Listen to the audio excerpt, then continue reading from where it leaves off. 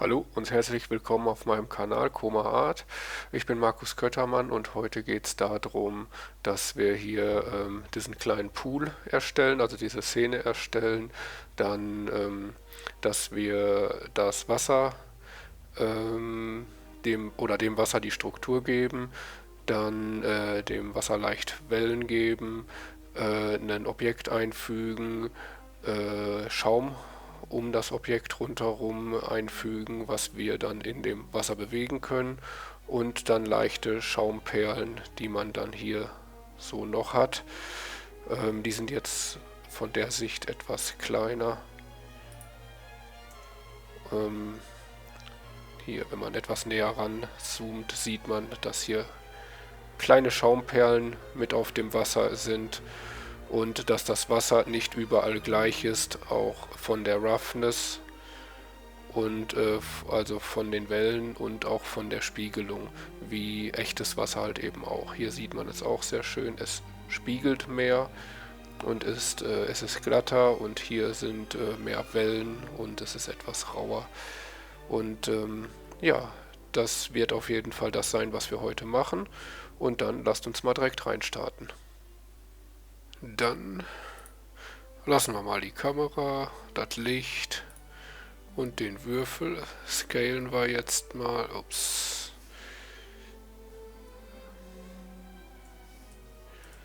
Scalen wir mal ohne Z und sagen 13.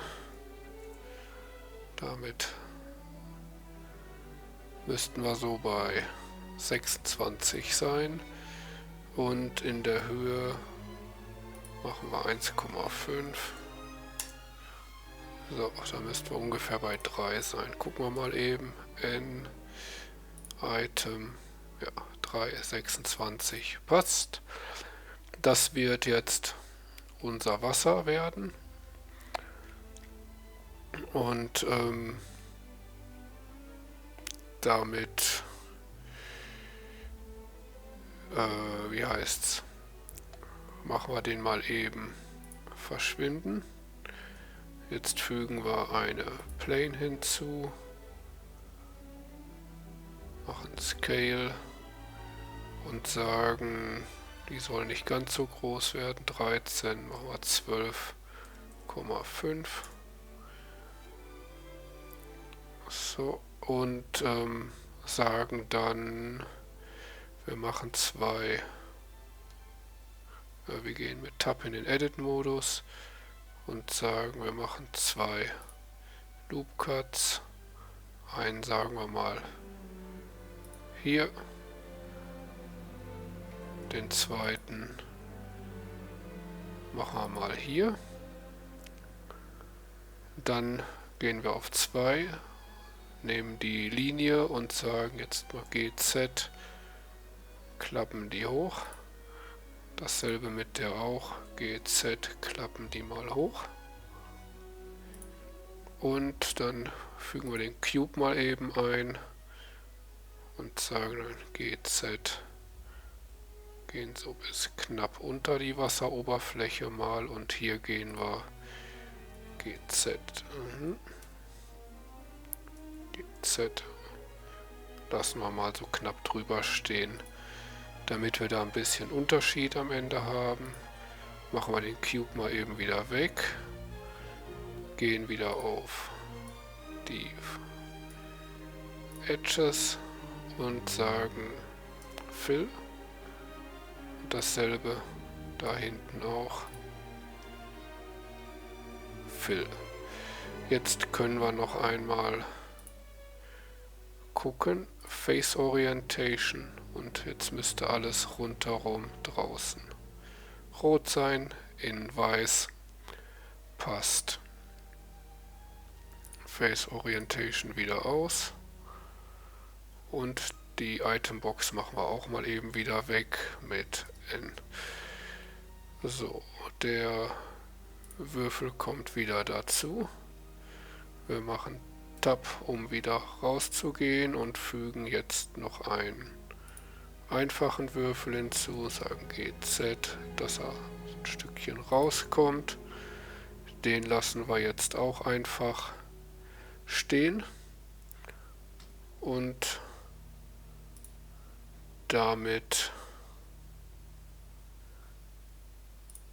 haben wir die Szene im Grunde erstellt. Und jetzt machen wir als erstes die Render-Einstellungen. Ich habe auf Cycles stehen, sage GPU Complete, dann gehe ich nach hier hin, sage 4K möchte ich wieder für die Kamera haben, 30 Frames, 30 Frames, und hier sagen wir dann auf 300. Dann gibt es am Ende ein 10 Sekunden Videochen, was wir heute mal erstellen. Und damit war es das hier. Dann noch weiter fürs Erstellen gehen wir auf World und fügen eine Environment Textur hinzu, sagen Open, und ich nehme das, und ihr könnt das später auch hinzufügen. Wir gehen dann hier auf den Render View und sehen dann hier haben wir unser HDRI.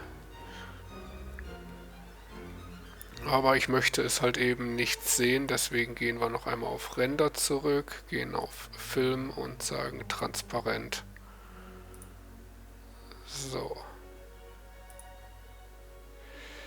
Dann haben wir das HDRI und wir sind im Render. Dann können wir das Licht noch sagen. Ich möchte das als Sunlight haben. Das ist mir jetzt ein bisschen zu viel. Machen wir mal 500. Nein.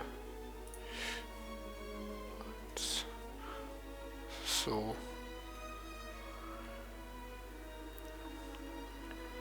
Okay.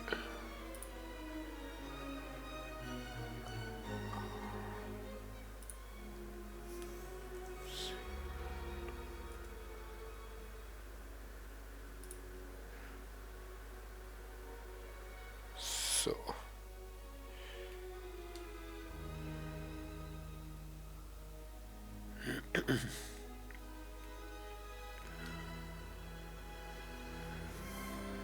Nun für die Kamera. Gut. Und damit haben wir die Szene quasi fertig. Jetzt erstellen wir ein Material für unsere Wanne. Dafür machen wir den Cube jetzt erst noch einmal wieder weg. So, den Cube können wir auch wegmachen. Und wir gehen auf den Shader Editor, klicken unsere Wanne an, sagen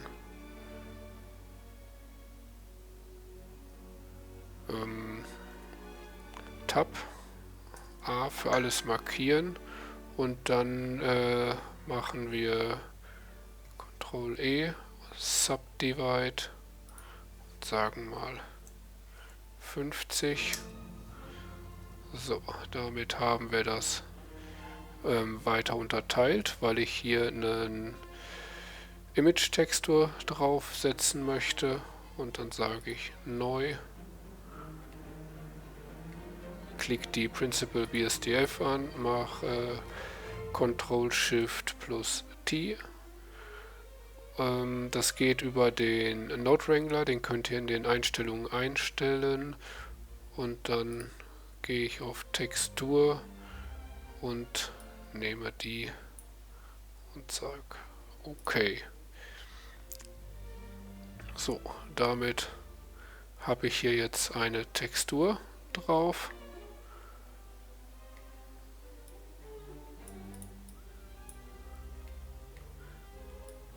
Und gehe dann hier auch aufs Material, gehe auf Settings, weil wir Displacement haben, und gehe hier bei Displacement, da steht zurzeit Bump Only, auf Displacement and Bump. Jetzt sieht es ganz schön weird aus und dafür können wir dann hier den Scale, sagen wir mal, auf 0,1 stellen. Ist mir immer noch zu viel. 0,02.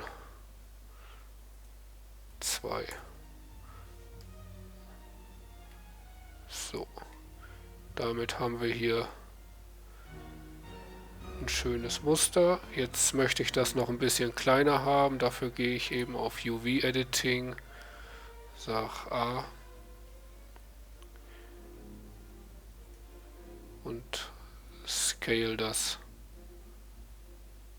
ein bisschen hoch. So.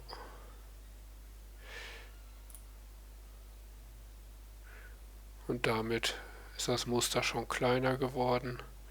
Können wir noch ein bisschen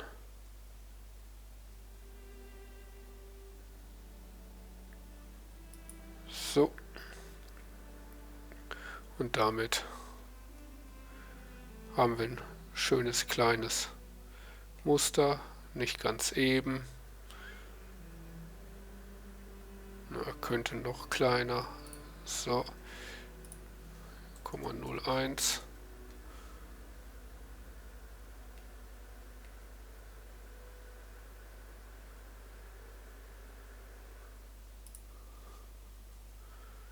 .005.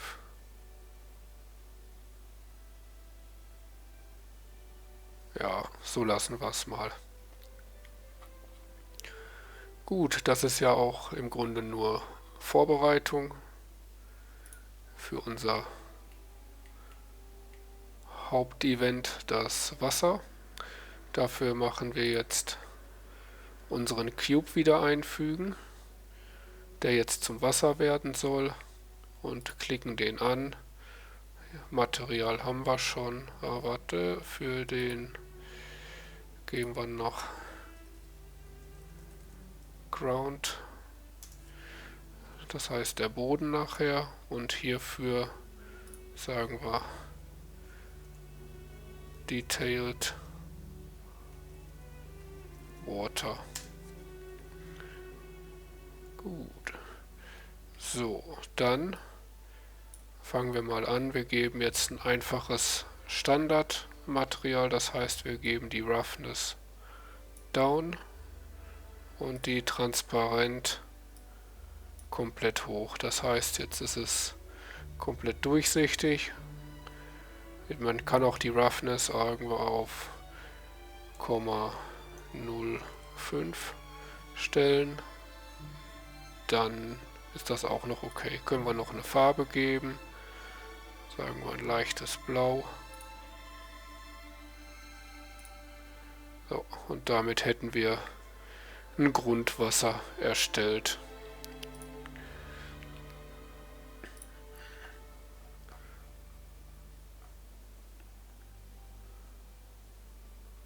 Dann, was noch wichtig ist, ist der IOR. Den stellen wir auf 1,333. Das ist für Wasser, also der Index of Refraction. Und dann geben wir dem jetzt noch ein bisschen Tiefe. Und zwar heißt das dann, wir nehmen mal eine Volume, Principal Volume, und wir geben dem mal eine Farbe für Wasser A8, C3,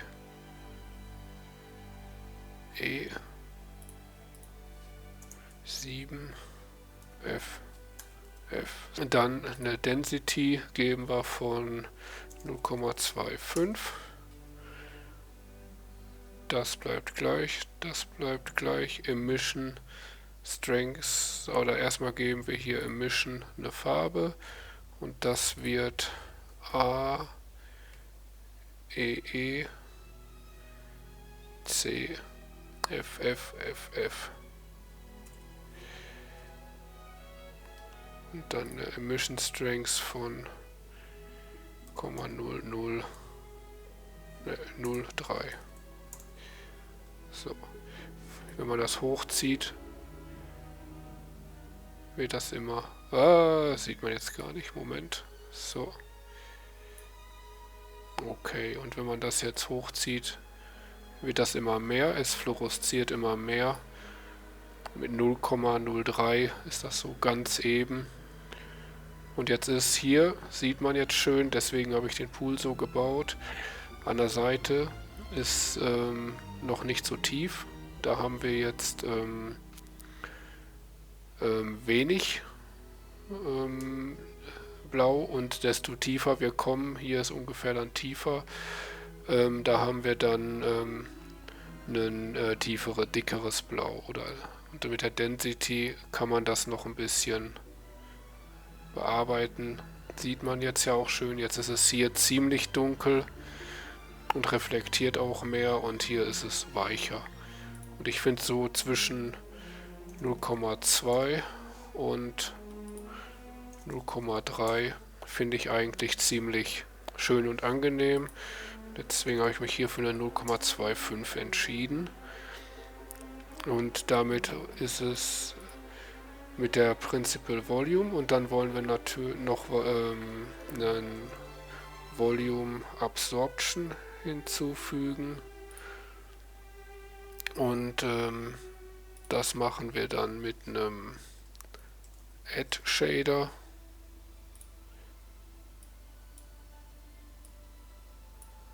So, und die Volume Absorption Farbe nehmen wir eine A8, oder habe ich jetzt genommen C3 E7 FF, und eine Density von 0,75. So, jetzt dadurch ist das noch ansprechender geworden, in der Mitte noch dunkler und nach oben hin schön hell.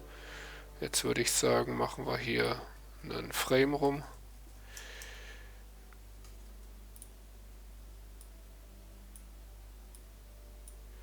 Und das Ding nennen wir dann Volume.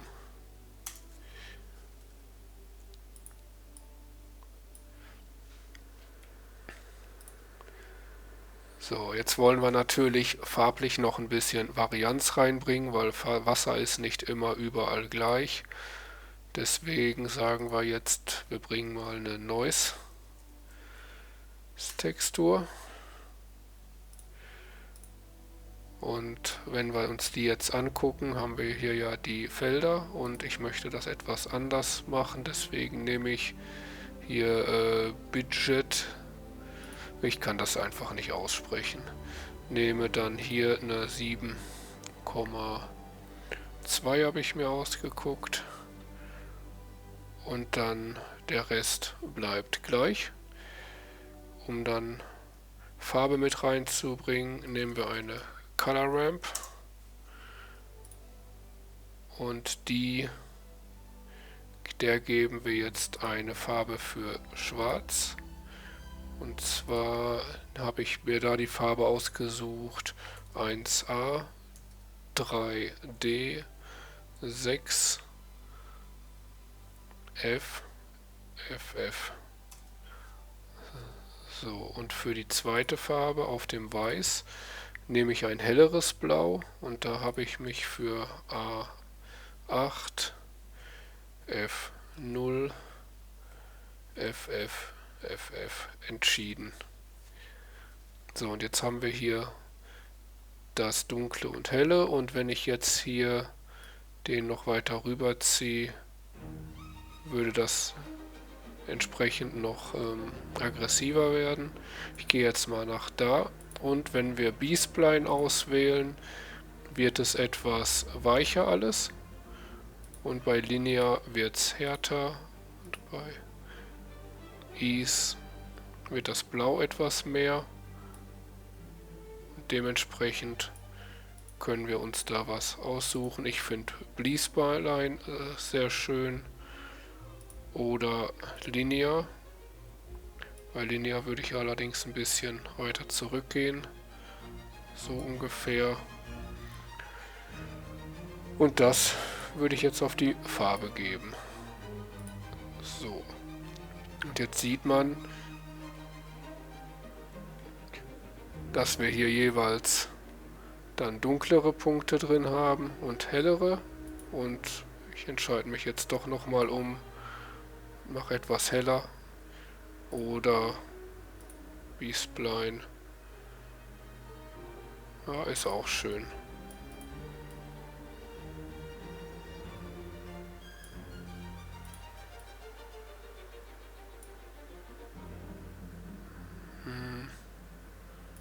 Ne, ich lasse auf Linear den komplett rüber. Den hier ungefähr. Ja, lassen wir so.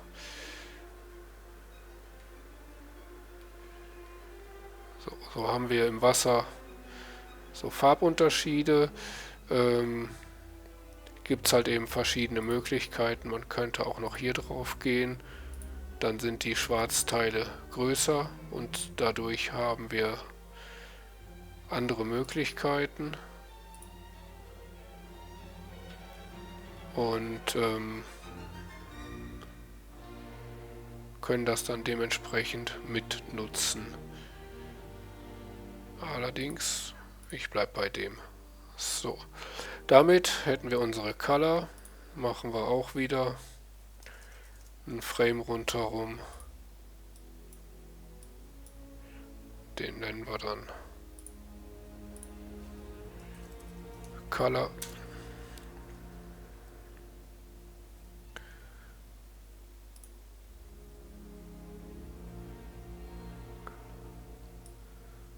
So, machen wir etwas hoch. Jetzt wollen wir natürlich auch noch Wellen auf dem Wasser haben. Und dafür sagen wir jetzt mal, wir nehmen auch wieder eine Noise-Textur und eine Bump. Und wir gehen vom Faktor, wir gucken jetzt erstmal hier. So, die Noise-Textur möchte ich jetzt relativ groß haben. Nehmen wir mal 200. Dann lasse ich Detail, oder man kann Detail auch hochgehen. Aber lassen wir jetzt so. Dann gehe ich davon in den Height rein. Hier den Wert stelle ich auf 1. Dann habe ich hier den Bump. Finde ich jetzt noch relativ groß. Jetzt sage ich mal hier 0,2. Und bei einer Strength von 0,1 sind das relativ feine Wellen. Das kann man sich dann dementsprechend noch einstellen, was und wie ihr es haben möchtet. Und der Bump kann dann auf den Normal gehen. Und dann haben wir hier unsere Wellen. Jetzt können wir das dann auch noch ein bisschen animieren. Wir haben hier die Möglichkeit von 3D auf 4D zu stellen. Und wenn wir dann Hashtag Frame /5000 eingeben, mit der Zahl dahinter, Slash ist im Grunde geteilt. Und das geht auf die Frames, die wir haben, also 300 Frames, und mit 500 tut er sich dann da dementsprechend auf die Frames einstellen. Und dann sieht man, dass sich das Wasser hier bewegt, die Wellen. Wenn man jetzt direkt hier drauf geht, sieht man, wie sich die Noise verändert.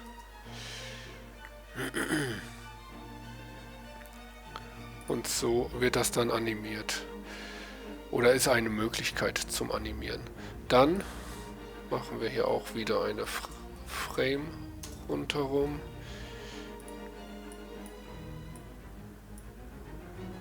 Den nennen wir dann Bump.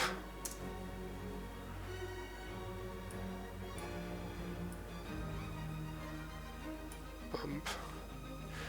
Und dann können wir jetzt noch sagen, normalerweise jetzt ist das Wasser ja überall gleichmäßig spiegelnd, reflektierend und der Bump ist überall gleich. Und da gibt es jetzt auch noch eine Möglichkeit, wie wir das verstellen können, weil echtes Wasser ist auch nicht immer gleich von der Spiegelung und von den Wellen. Und da können wir jetzt sagen, wir fügen noch eine Noise-Textur hinzu. Die mache ich auf 4,9.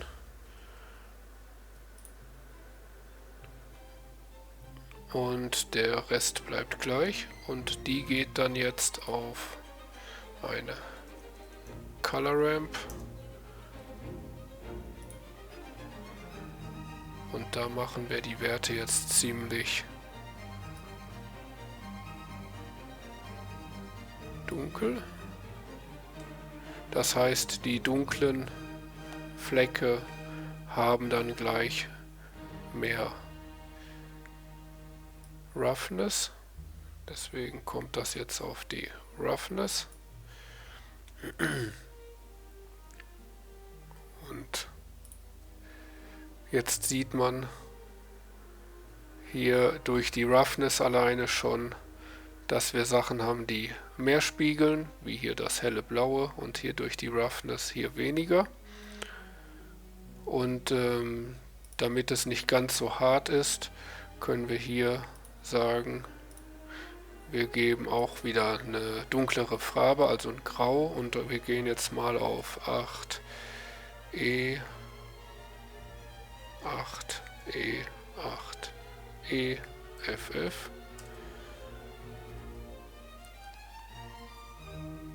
Und damit sieht man, dass hier etwas weniger gespiegelt wird. Wenn ich den jetzt hier wegnehme, ist mehr.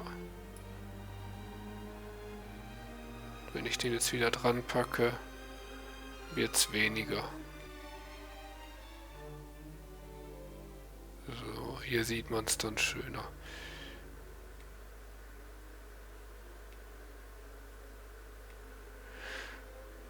Dann kann man noch eine zweite machen, je nachdem, obwohl wenn ihr das hier, sag ich mal, die Farbe wieder heller macht,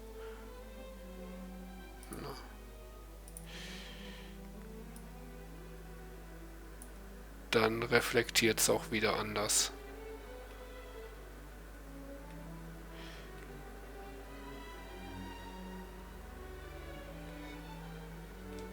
Müsst ihr für euch gucken.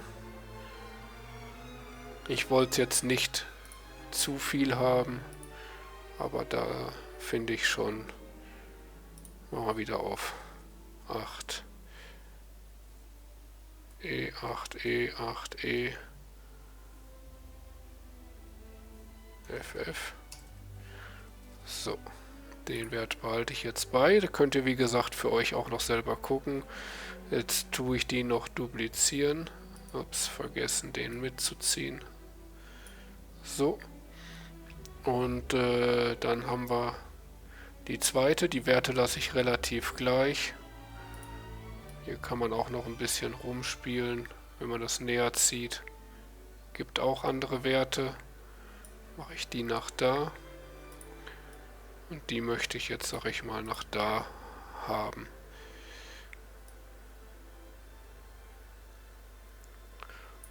Und diese hier nutze ich jetzt noch für mein Bump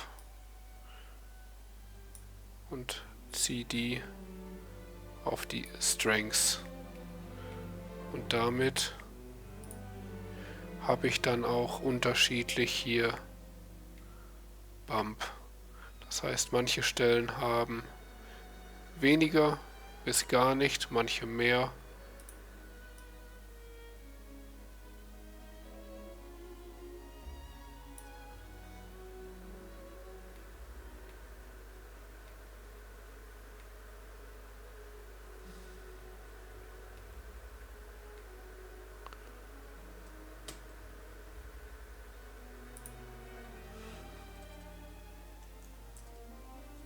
So, da müssen wir die Strength etwas erhöhen. Dann haben wir das besser. Hier dann kaum Bump.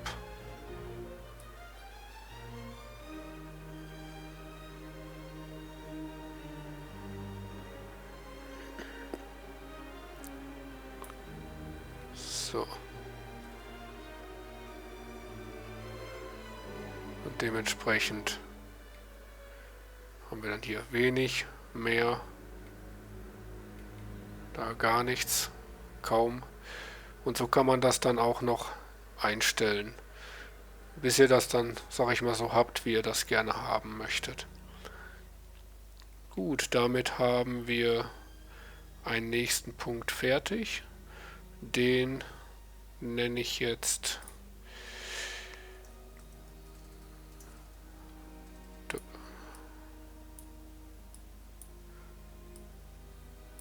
so. Water Differences.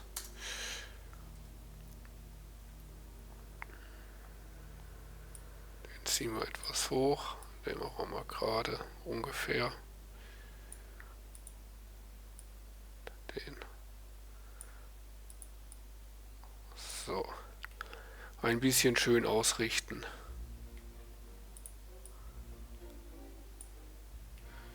Gut, jetzt möchte ich noch eine Sache machen, noch ein paar Veränderungen, die ich auch noch sehr schön und interessant finde. Dafür brauche ich jetzt die Textur.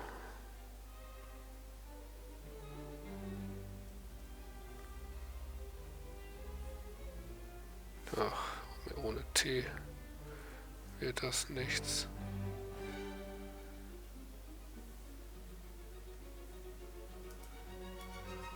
Textur Cornet und das Mapping.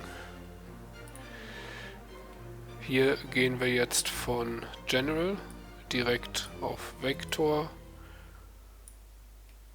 und wir gehen jetzt vom Vektor nach hier und nach hier. So. Dann gibt es hier die Scale und wenn man jetzt X oder Y verändert, sagen wir mal, wir machen hier 0,5, dann schiebt es mir nämlich die Differences und die Wellen ein bisschen zusammen und dadurch wird das Ganze vom Look auch noch deutlich interessanter und finde ich, kann man gut nutzen, kann man auch 0,3 machen, dann wird das noch mehr und man hat dann einen ganz interessanten Look. Jetzt gibt es noch die Möglichkeit, man kann das hier animieren, durchlaufen lassen quasi. Und das kann man auch wieder machen, indem man hier sagt, Hashtag Frame geteilt durch oder Slash 500. Das möchte ich jetzt, dass er schneller läuft, das andere soll langsamer laufen. Hier und dann läuft das Wasser quasi hier durch und der Bump selber wird auch noch mit animiert. Und dann hat man eine relativ gute, interessante Animation über den Weg. Gut, das ist dann erstmal mit die Hauptsache. Was wir jetzt noch machen können, wir können die Color jetzt dann auch noch mit durchlaufen lassen und sagen dann hier, wir gehen auch noch die Color mit. So, und das würde dann jetzt so aussehen, dass die dunklen Teile von der Color auch mit einmal zusammengedrückt werden, ein bisschen mehr, was etwas mehr Varianz auch noch reinbringt und dass das auch noch mit durchläuft. Gut. So, jetzt möchte ich natürlich dann noch ein bisschen Realismus mit drin haben, weil Wasser ist ja nicht nur schön sauber und glatt. Und ich möchte jetzt noch ein bisschen Schaum mit einfügen. Dafür füge ich jetzt erstmal noch eine Noise-Textur ein und eine Color Ramp,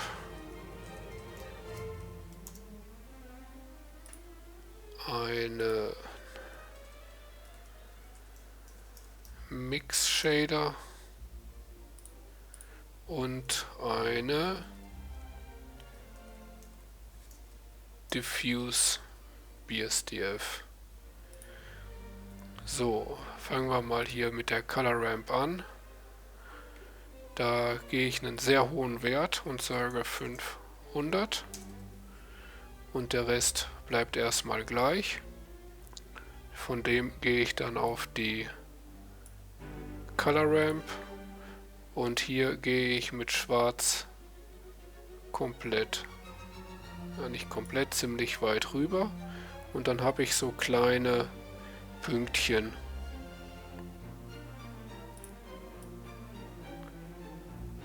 So. Und die kann man jetzt als Schaum benutzen.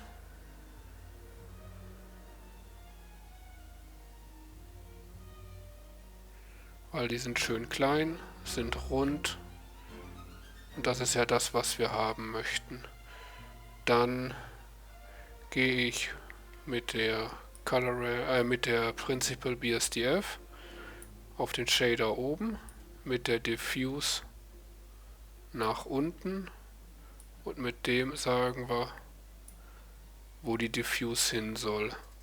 Und jetzt haben wir hier überall auf dem Wasser kleine Schaumpünktchen.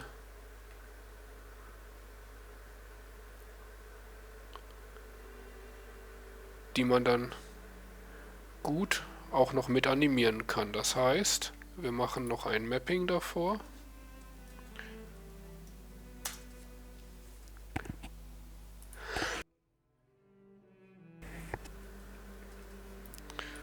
So, und das Mapping machen wir auf den Vektor. Und das Mapping möchte ich aber nicht von dem Mapping, sondern direkt hier auch von dem General angesteuert haben.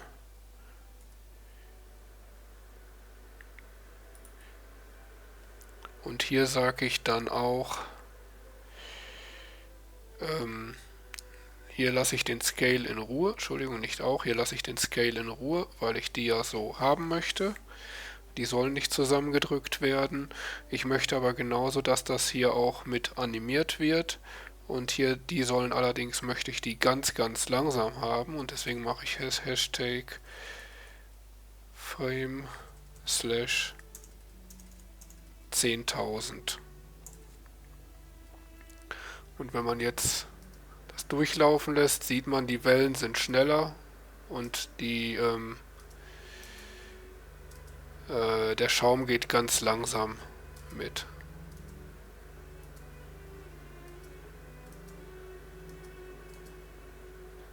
So.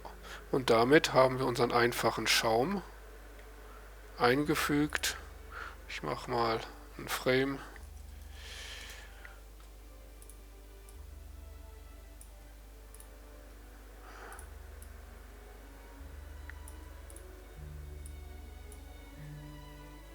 Und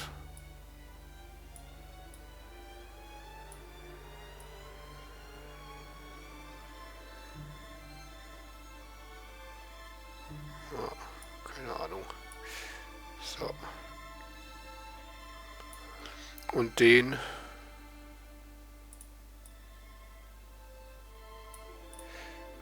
nennen wir jetzt Form.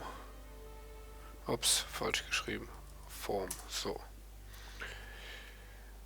So, jetzt haben wir schön unsere kleinen Bläschen, unser Wasser.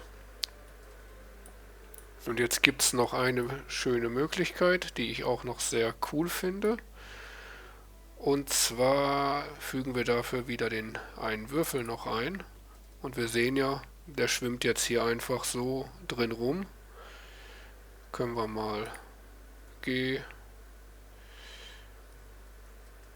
können wir so drin rumschwimmen lassen. Wir sehen hier, das weiß ich nicht, wie man das hinkriegt, dass das hier auch so ein bisschen welliger wird an den Kanten.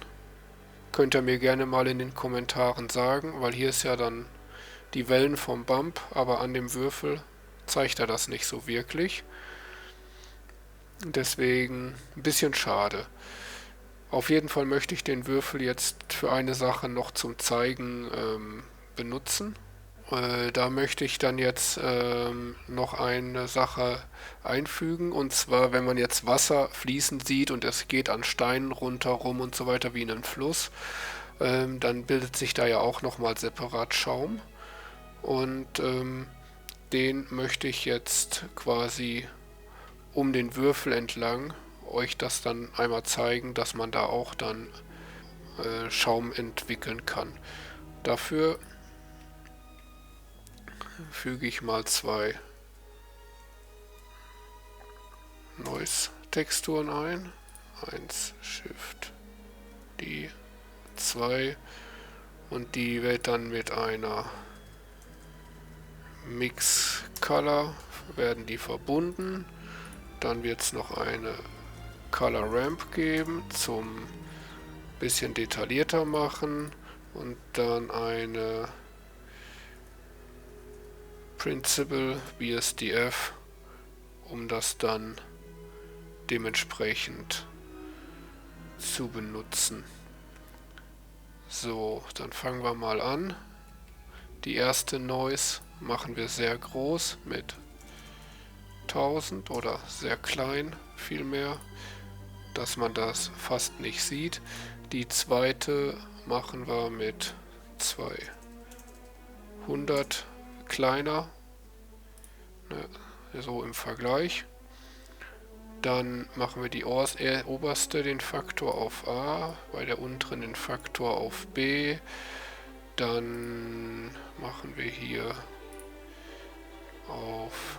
nicht auf Mix, sondern linear liked, und dann auf 1.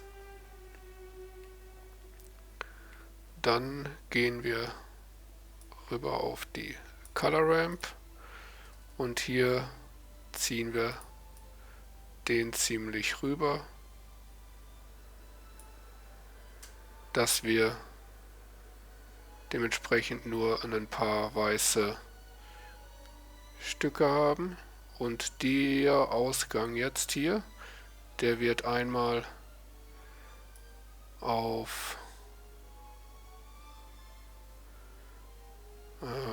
Emission, müssen wir erst rausfahren, auf Emission Color gesetzt, und die Color Strengths kann man dann noch einstellen. Gucken wir gleich, wie das dann aussieht. Dann geht einer auf die Roughness, einer auf Alpha und einer auf die Color. Wobei ihr den Color auch weglassen könnt und dann eine Color selber einstellen könnt für den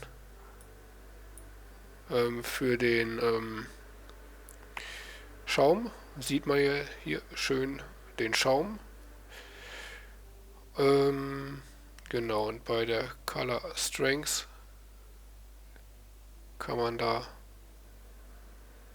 bisschen rumspielen. Ich lasse es jetzt mal auf 0 stehen, und wenn man hier Color geht, hat man noch ein bisschen weniger, so ein bisschen mehr. Und wenn man hier, sage ich mal, Color, was rötlich geht, hat man einen leicht rötlichen Schaum. Da kann man dann auch noch was einstellen. Da gibt es dann auch noch verschiedene Möglichkeiten. Ich nutze das aber jetzt so. Und dann gehen wir auf einen Mix, einen Mix Shader, und der kommt nach unten, der kommt nach oben, der kommt nach da. Jetzt haben wir im Grunde alles, aber der Schaum ist noch überall, weil wir den Faktor hier jetzt auf 0,5 stehen haben. Jetzt müssen wir natürlich sagen, der soll bei dem Objekt sein und dafür fügen wir jetzt eine Ambient Occlusion ein und eine Color Ramp. Und hier machen wir die Color auf den Ausgang und den flippen wir und der weiße geht. Kann man dann rumstellen. Wie ihr seht, wird dann um den Würfel das größer. Oder auch hier bei dem Rand. Also überall, wo der Kontakt mit anderen Sachen hat, macht er gleich den Schaum. Wenn ich jetzt hier den Würfel anklicke, G, Z, und ich bewege den, bleibt das immer da rundherum. Halt eben, wenn das Wasser fließt, wenn man das dann nachher macht, zum Beispiel einen Fluss, das Wasser fließen lassen und das sind Steine und das prallt an den Steinen ab, hat man da dann damit auch schön ein bisschen Schaum. Gut, und dann, damit wir das jetzt dann dementsprechend haben, können wir das auf den Faktor setzen. Und dann haben wir jetzt hier rundherum um den Würfel den Schaum. Oder auch hier an der Kante, weil er das auch als Objekt nimmt.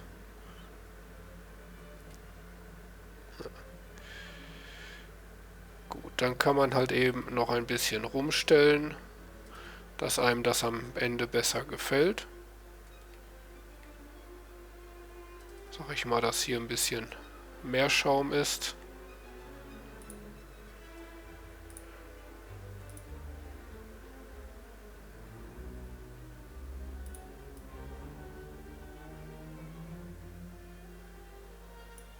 So. So, jetzt haben wir noch ein bisschen mehr.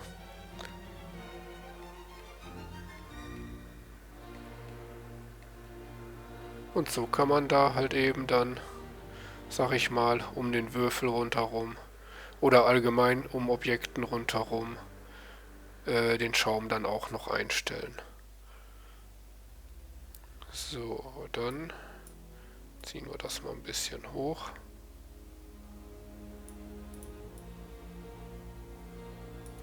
So. Und wir machen dann noch ein Frame.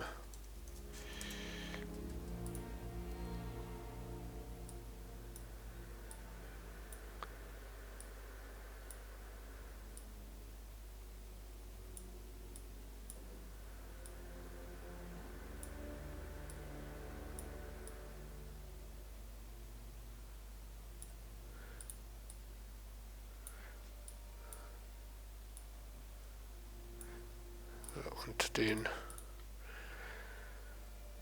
nennen wir dann Form Around Objects.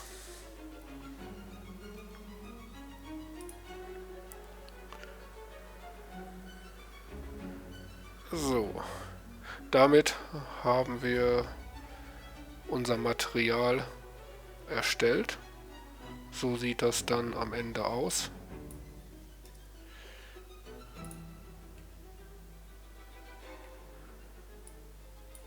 So.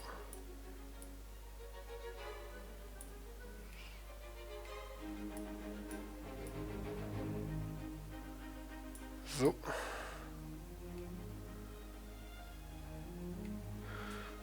Und so, ja, wie gesagt, sieht es am Ende aus. Und dann könnt ihr das gerne nachmachen, das Material. Wir speichern das jetzt erstmal ab. File, Save As. Mache ich einen neuen Ordner. Water 3. Dann Detailed Water.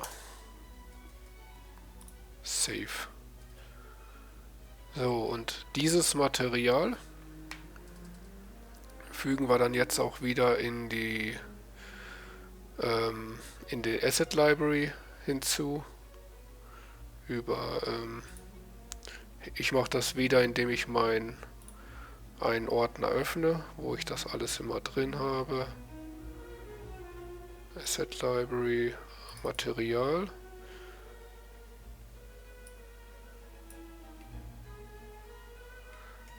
Und ich füge hier, sage ich Shift D, 3 gehe ich rüber und dann tue ich dem Würfel das Material entziehen. Dann sage ich mal eben Save. Dann über Append kann ich das Material aus einem anderen holen. Detailed Water. Dann kann ich den wieder anklicken. Detailed Water ist auf 0, ist nicht vergeben. Und da haben wir es. Das heißt, wir haben hier unser detailliertes Wasser.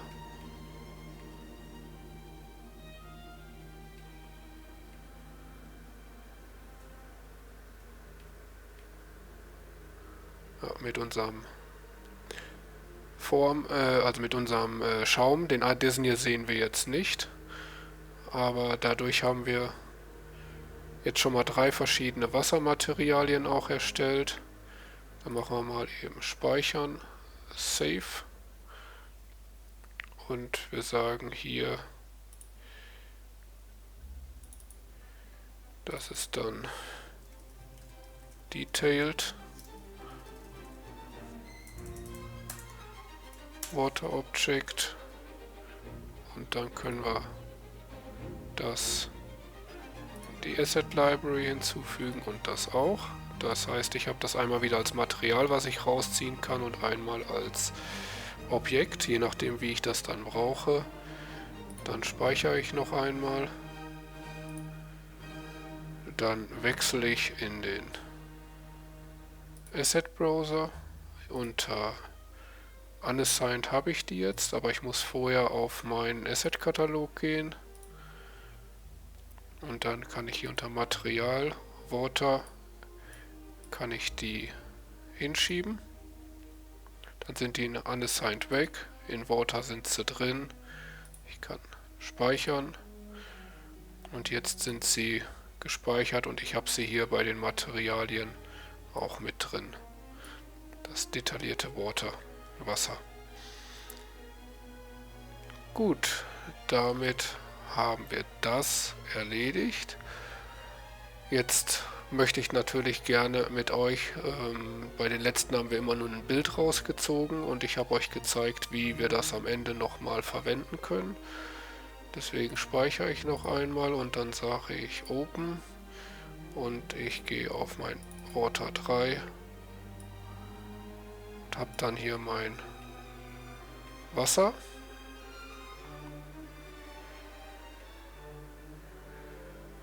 Und hier könnte man jetzt auch machen, ich sag mal, wenn ich jetzt einfach einen Cube habe, nehmen wir mal eben ein Mesh Cube. Hier mache ich jetzt G, X, Tipp. Und wenn ich dem jetzt einfach mein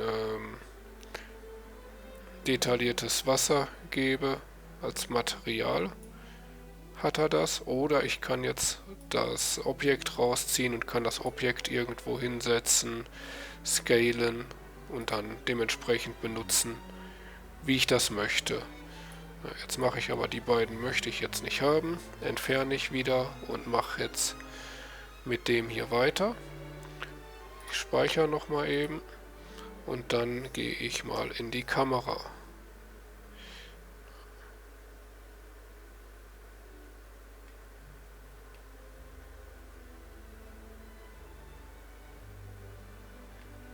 So, machen wir mal einmal F12 für ein Bild.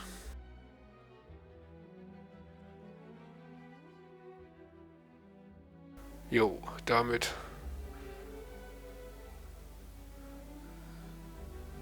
Sieht okay aus. Hier haben wir noch ein bisschen Ecke mit drin. Ist ja okay. Passt. Kamera lassen wir so. Und jetzt möchte ich, sag ich mal, den Würfel animieren. Der soll ungefähr von der Kante hier runterfahren und dann, oder bis nach hier runterfahren und dann hoch nach da. Und dann dementsprechend mit den Wellen spielen und auch mit dem Schaum rundherum. Und ja, probieren wir mal, gucken wir mal, ob das klappt.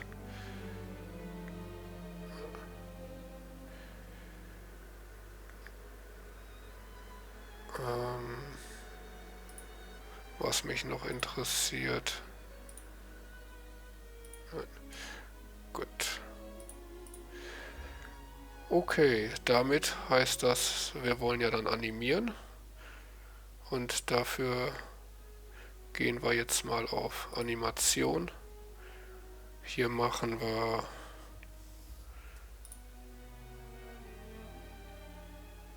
den View. Hier nehmen wir den Würfel. Gehen mit 7 in der Top View, weil dann braucht man nur einfach hin und her.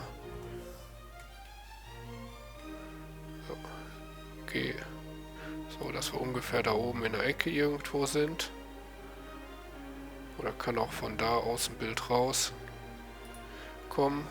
Machen bei 10. Und sagen mal I für die Keyframes. Dann sagen wir mal, wir haben jetzt, wollte ich gerade sagen, wir gehen bis 300.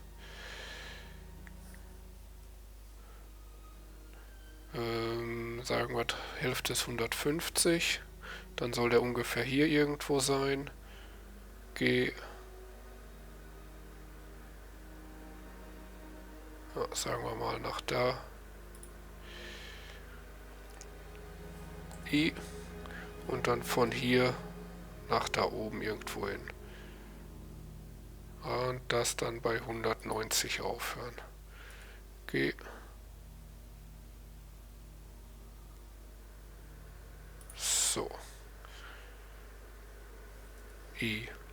Damit haben wir jetzt den Verlauf. Das heißt, er schwimmt hier runter. Das Wasser bewegt sich. Und der Schaum bewegt sich dementsprechend auch. Und jetzt möchte ich aber noch, dass der, sag ich mal, ein bisschen schwimmt. Mal gucken, ob wir das... Ne, hier war das nicht. Dafür muss ich speichere es nochmal wieder. Save. Wechsle ich hier in den Graph-Editor und sag Location Z möchte ich haben. Und dann kann ich hier sagen... Nee. Wo war das? Noise. Das heißt, jetzt wackelt der und das ist viel zu hibbelig. So hibbelig sollte das in dem Wasser nicht funktionieren. Dafür könnt ihr dann hier auf die Seite gehen und dann kann man hier Scale, machen wir mal minus 50. Dadurch ist es jetzt sehr ruhig und der Würfel geht ein bisschen hoch und runter im Wasser. Könnte noch ein bisschen zu schnell sein. Machen wir mal minus 60.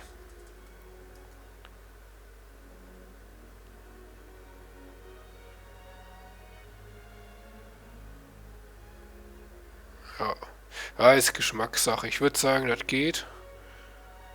Dann schauen wir mal. Das wäre jetzt für mich die Animation. Jetzt gehe ich wieder zurück. Ich speichere erst nochmal. Gehe zurück aufs Layout.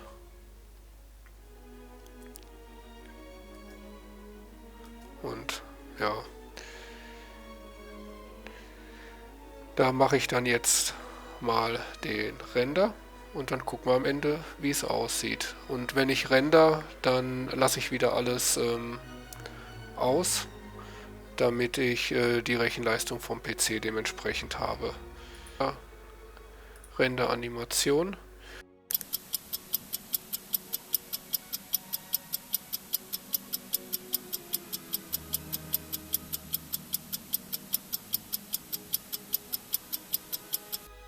So, damit sind wir jetzt fertig mit der Animation oder vielmehr mit den Rendern der Bilder. Wir sind bei 300 Frames angekommen und dann schließen wir das Fenster mal wieder und jetzt sage ich mal, ich speichere noch einmal, Save, und dann können wir auf den Video Editing gehen und uns jetzt hier dann quasi das Video erstellen, nachdem wir dieselben Einstellungen übernommen haben. 4K, 30 Frames und 300 Frames insgesamt. Dann mag ich ja lieber die Sicht mit den Frames, nicht mit den Zeitangaben. So, dann machen wir Shift A, tun eine Image-Sequenz hinzufügen und nehmen dann alle 300 Bilder, indem wir die jetzt markieren. So, Add Image Script. Und damit haben wir dann jetzt diese einfache Animation von dem Wasser. Und wenn wir möchten, können wir da jetzt gerne auch noch einen Ton hinterlegen. Das lasse ich jetzt in dem Fall. Ich möchte einfach nur die Bildanimation haben. Wenn ich es jetzt so mir angucke, finde ich es sogar immer noch relativ schnell. Hätten wir das ruhig theoretisch langsamer machen können. Ja, gut, ist halt eben jetzt so, ich lasse es so und ich speichere das jetzt einmal ab, Save, und ich nenne es dasselbe, nur dann Video. So, Save, und dann rendern wir das Video einmal. Oder die Animation, Moment, wieder mein Fehler, soll in denselben Ordner, so, capped und fertig. Dann Render Animation.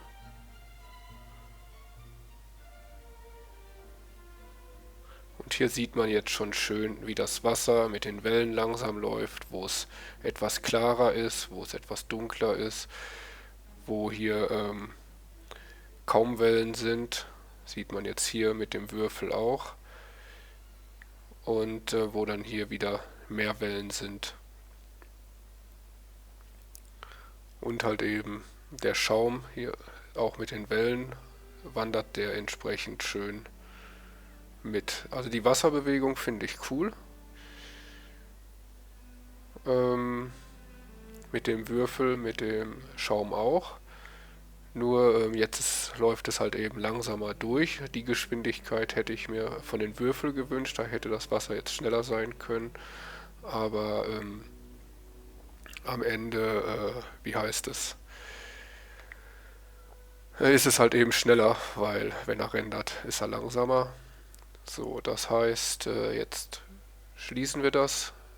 Das Video ist fertig. Und dann könnt ihr jetzt hier noch einmal das Video sehen.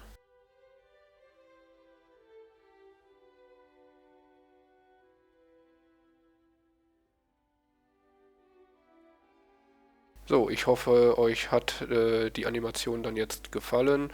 Wie gesagt, ihr könnt auf jeden Fall da dann noch Sachen dran ändern, wie ihr das selber haben möchtet, was eure persönlichen Präferenzen sind. Auf jeden Fall ist da noch sehr viel offen, was man machen kann. Und das war's dann jetzt mit dem Video. Ihr könnt mir gerne ein Like da lassen oder schreibt mir was in die Kommentare.